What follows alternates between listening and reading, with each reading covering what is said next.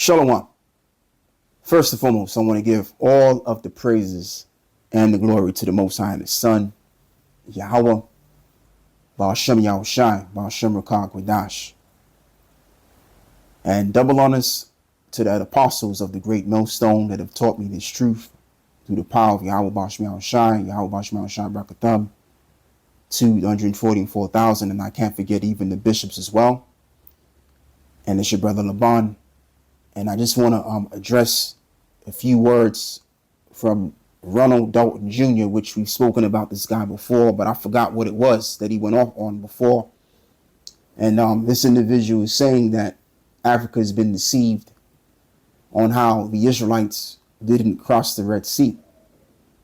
And in this video, he gives this explanation. And, you know, I largely believe that this individual has been paid off to lie, because this guy, he knows some stuff. He knows a few things here and there in the Bible, right?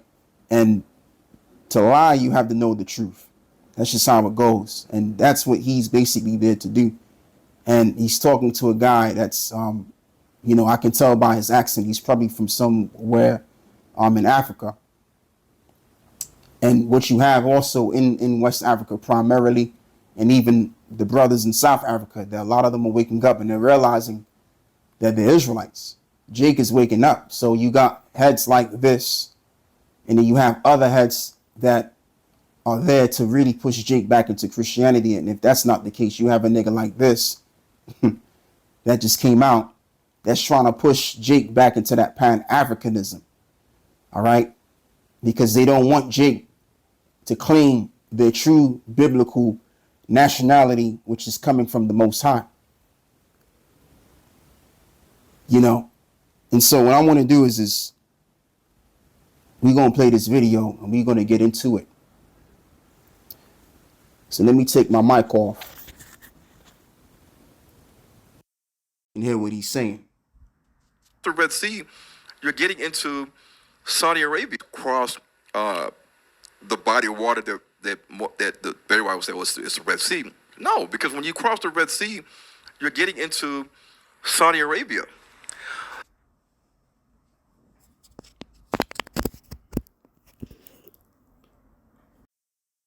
And what I want to do is I want to address that right there.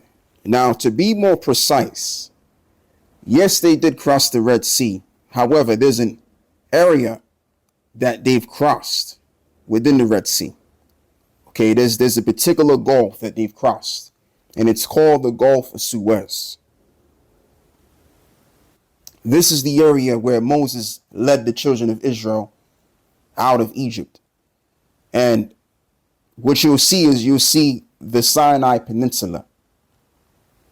And that's where they were at going towards the promised land, okay? And they wandered in the wilderness. So I just wanted to just bring that out, you know, just to correct even what he's saying, because he's saying that the Israelites must have went to Saudi Arabia. They didn't go to no Saudi Arabia. The scriptures tells you that they went in the wilderness of Sinai. Okay? And there's a whole lot of information that you can go and look up yourself to find this out. You know, and just to remind as well, this individual, once again, as I strongly believe, that this dude was paid off to lie to Jake because they want Jake to fall back into sleep. These Amalekites, they can't call themselves the JOOs, the people of the Bible, if Jake is saying that they're the people of the Bible. So they got to make sure that they set up certain people that's going to put Jake back to sleep again. Because this truth is growing, man. And people are waking up. It's like we had the camp and you had a couple of young guys that just walked right past us, man. And they said, are you guys the Israelites? And I put my hands up to them and I said, absolutely, we are the Israelites. Okay? So this thing is becoming more and more progressive. And Esau, they're trying to stop it. But you can't stop what the Most High ordained that should be established.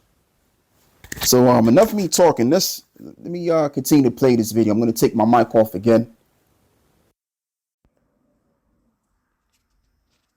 When we look at when the Israelites in the wilderness, God gave them quail, and it says in the morning there was dew on the ground, yes, and quail.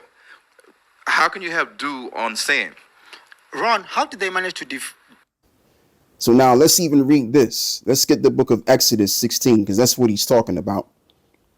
Exodus 16, and we will read verse 13. I tell you what, we'll begin by reading verse 11. And the Lord spake unto Moses, saying, I have heard the murmuring of the children of Israel. Speak unto them, saying, at even ye shall eat flesh, and in the morning ye shall be filled with bread, and ye shall know that I am the Lord your power. And it came to pass that at even the quails came up and covered the camp, and in the morning the dew laid round about the host. And when the dew that lay was gone up, behold, upon the face of the wilderness there lay a small round thing, as small as the hoar frost on the ground. So in this case, as I'm going to say, the Lord could do whatever the hell he wants. The Most High can do whatever he wants. If the Most High can bring dew from a place of a desert, he can do that. You see, and this is the thing with this guy. This guy is set up to have you disbelieve in the Bible in totality. Because you got a lot of jakes, man, that have their opinions of the Bible. And I could understand, especially Jake coming from a place of Christianity, where pastors for the longest time have been misquoting the Bible. And it's left Jake perplexed and confused what to believe in. Even in this generation, a lot of Jakes have left in flockloads Christianity. So what you got Jake doing, you got Jake either turning into this Israelite thing or turning into some kind of doctrine which is in relation to that of Ham. Whether it's Kemet or whether it's to do with any knowledge in regards to those so-called Africans. Okay, because Jake believes that they also come from that area. Which, Jake has been coming from different various places. If you were to really go and do the research, you'll find out that a lot of Jakes during the transatlantic slave trade, and even prior before that slave trade, a lot of Jakes was coming from Europe. Okay, you had slaves, you had so-called Negro slaves coming from Spain, coming from England, in different various parts around Europe. This is the history that wasn't told as much as what was told to us about coming from Africa. Just to put that out there. All right. So what I'm going to do is I'm going to continue to play some more of this.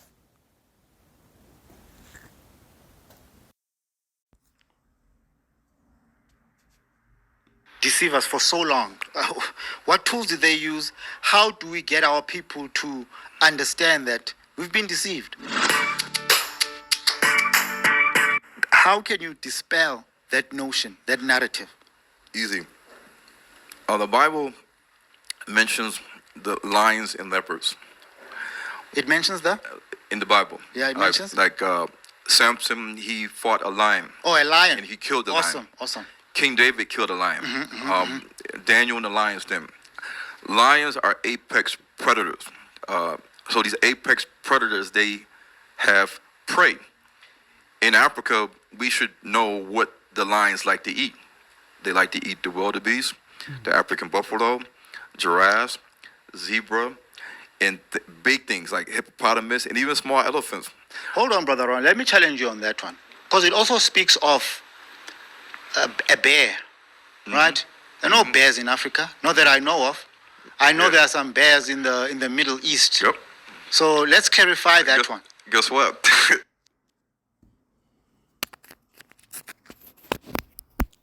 So even that right there, I want to address information that I want to read to you brothers and you sisters that are watching this. Now, again, we have to use common sense here. We have to use common sense. We know right now as it stands, being that we are under this so-called white man, as the book of Habakkuk would tell us, that the spirit in this man is not upright in him, and as well as he's as deaf and cannot be satisfied. So if he's as deaf and cannot be satisfied, which is the truth, because he's expressed that spirit has been very expressive in him as he's been ruling over the planet Earth. Nowadays, what we have is we have a large decline of animals, and we don't have as much lions as we did times prior. All of these large cats and various creatures that the Lord have created have largely declined in their populations. All right. So if we were to go back 2,900 years ago, of course, what we would see is a large population of the wildlife. Okay. And what I'm going to show you is that there were lions in the East. Now, most people will use the term Middle East, but there's no such thing as the term Middle East. The term really should just be the East. Now, what I want to show you is, and there's a lot of stuff, there's a lot of information in regards to lions, because you don't just have, like, when most people think about lions, most people think about the lions in Africa, but you also have lions that are in India. You have what you call the Asiatic lion. Okay, you have the Barbary lion. Back during the time of David and these prominent characters in the scriptures, we know that they didn't travel to no Africa.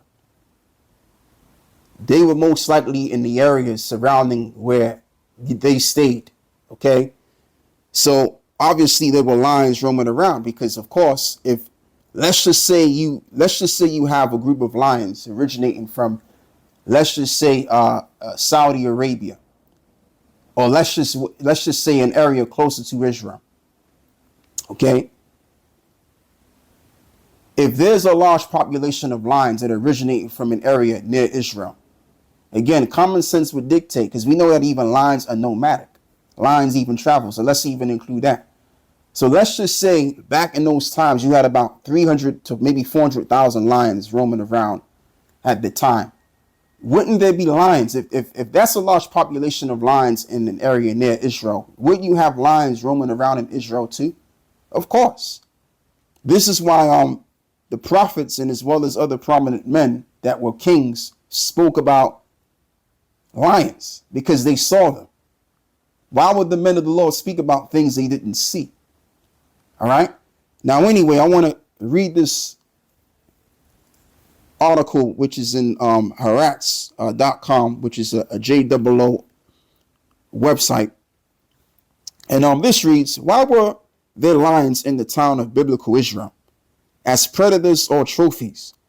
A lion's toe bone and a piece of leopard jaw were found at Tel Burna, identified as biblical towns of Libnah, which is one of many near eastern sites featuring big cats' remains. Giant slayer David claims to have slain a lion, but could he have? My soul is among lions, and I do lie down among them that are aflamed. Psalm 57 and verse 5 they have. The Near East, the birthplace of modern civilization, is riddled with iconography, lionizing giant cats. Bones of the powerful animals have been found at archaeological sites from the Neolithic era, which is BS, and onward into the biblical period. But how common were big cats, the lion and the leopards, and the cheetahs too, in the Neolithic and biblical times of the Near East? And they have to put Neolithic in it because these people, they don't believe in the Bible, and they have to confuse things. The evidence is clear. Okay, there's websites you can go to, and people will explain to you, the people that have done the actual research and found the bones and the fossils, as they call it.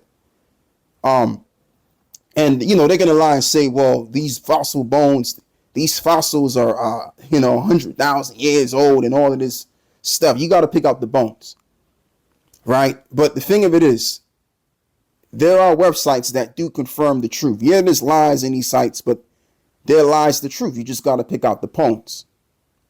Okay. You had lions, and as well as you had leopards in the land of Israel, in the East, as well as you have it still to this very day. You have a leopard, which is called the Arabian leopard. I'm going to read a little bit of this on the Wikipedia.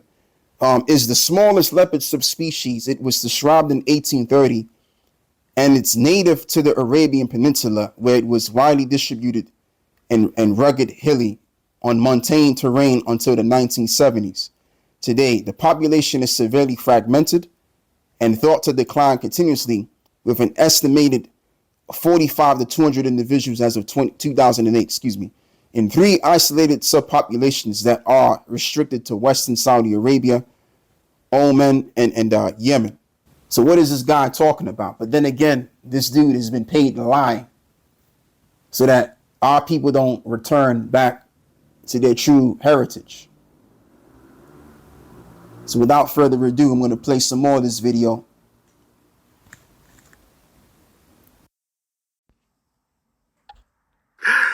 And who wrote that Bible? See it right there? The reason why he said that, because he just got cut. Because the guy mentioned that you had even bears in the east. It even tells you in the scriptures that even David fought with bears.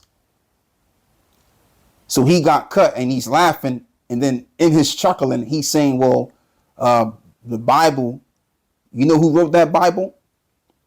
To reconfirm that lie that the so-called white man wrote the Bible. Because you have Jakes that do believe in that pseudo knowledge that was taught by other Jakes to them. When in fact, I got information on that as well. That King James, and what I'll do is I'll post this on the screen so you can see what I'm talking about. As a matter of fact, I have it right here. I'm using my other phone. I'm getting carried away using my other phone here. So anyway, this is King James right here. Now, this is his father, Henry Lords Donnelly. This is his father. And if I can zoom in, you can clearly see that this individual here, his father, is clearly a so-called black man. Look at those features. Okay. That's the father of King James of Scotland and England, and as well as Ireland. This is the individual that had scholars, as well as I'm going to say too, he didn't even write the Bible. What he did is he translated it. He had 40 plus scholars on them to translate it. Okay, and that's the original man that authorized the King James Bible. Again, as you can see, he's got prominent Negro features. All right, and you already know that the scholars that was under him that were translating the scriptures were other so-called black people. Okay, and just to think of it too, again, we got to use common sense. So-called white people today are not even into the Bible like so-called black people are. So wouldn't it make sense that the people that were responsible for writing the Bible would have been people of color? The Israelites, so-called black people, of course. And that's all I'm going to say right there and there. So what I want to do is we're going to read some scriptures over here because I got lost on my other phone. So let's just go and get these precepts here. This is John 8 and verse 44, right? As this reads, it says, ye are of your father the devil, and the lust of your father ye will do. And he was a murderer from the beginning, and abode not in the truth, because there's no truth in him. And when he speak of a lie, he speak of his own, for he is a liar and the father of it. And that's Ronald Dalton Jr. He's coming in the spirit of his father, the devil, because he's lying. And to make you think otherwise rather than what you originally believe in, if you do believe in the Bible. And what I also want to show is this, right? If you look at the comment board, and what you're going to see is the person that is in charge of this channel. Let me see if I can do something real quick. Yeah, so if you look at the comment board, he actually liked the first comment, and the first comment says, the deception is when you don't read the ancient scriptures for yourself. Instead, we just listen to people's opinion and sermons, and that's deception. And guess who liked it? The guy that runs this channel. Probably the same guy that was interviewing him. He even disagreed with it. And when you read all the way down, a lot of people kind of disagreed with what he was saying.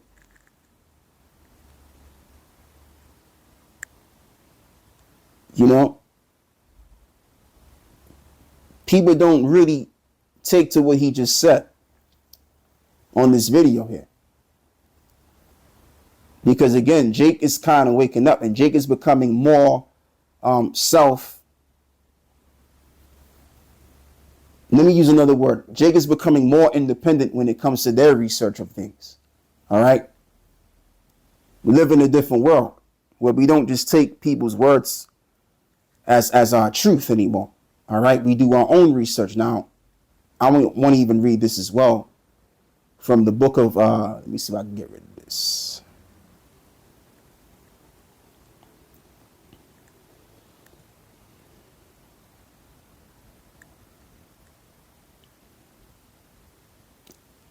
And being that I've read John 8 and verse 44, how he's coming as in the spirit of the devil, which is what Yahushua told the Pharisees and the Sadducees. This is more on that. 2 Thessalonians chapter 2, verse 11. He comes in his spirit as well. And for this cause, the Most High shall send them strong delusions that they should believe a lie, that they all might be damned who believe not the truth, but had pleasure in unrighteousness. And yes, this primarily fits Esau, but also Jake too, because you got a lot of Jakes that have, sold out and decided to jeopardize themselves just so that they could do the bidding of the devil. Because ultimately they didn't really believe in the truth anyway. And that's Ronald Dalton Jr. He's already damned because he doesn't believe in the truth, which is the Bible. The Bible is the truth. Okay. So he's there to lie on it so that Jake don't wake up in Africa. And as well as Jake don't wake up worldwide. Okay. And in that he's going to receive damnation. Because when you know the scriptures, but then yet you lie on the scriptures, what you're doing is you're putting yourself in a condemnated space. And when the time presents itself, you will be condemned. And there's a lot of heads that have done so, and this guy is including among many of those heads that have used the Bible and to put a spin on it. They're going to receive the judgment of their life. As it is written in the book of Proverbs, it is a snare unto a man to devour that which is holy. So that's all I have to say on this right here. I want to give all of the praises and the glory to the Most High and the Son, Yahweh Bashmiel Shai, Bashem Rakak Wadash, and I'm out. Shalom.